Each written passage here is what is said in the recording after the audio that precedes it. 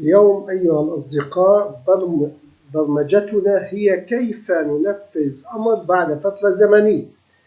فإذا لنفترض أنه لدينا فترة زمنية معينة لتنفيذ هذا الأمر.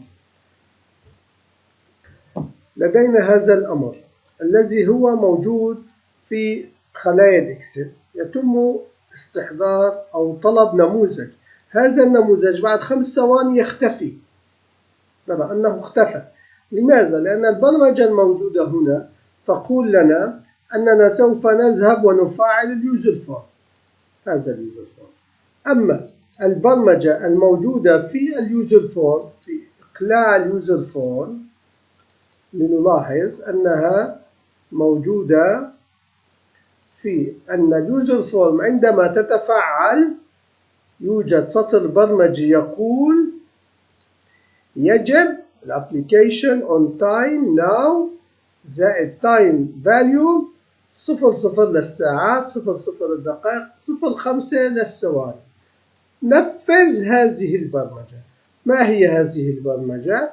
لكي نتابع بالموديول نلاحظ هذه البرمجة تقول أن اليوزر فورم يغلق. طبعا يمكن أن نضع عدة أسطر برمجية لتنفيذ هذا الأمر. إنها برمجة بسيطة جدا، لنعود ونطلبها. فورم 1 2 3 4 5 اختفى الفورم.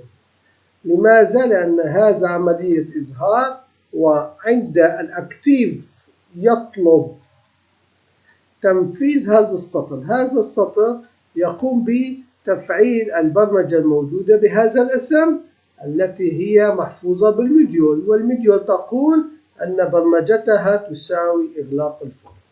نلتقي غدا إن شاء الله في برمجة جديدة وأسطر جديدة بأمان الله.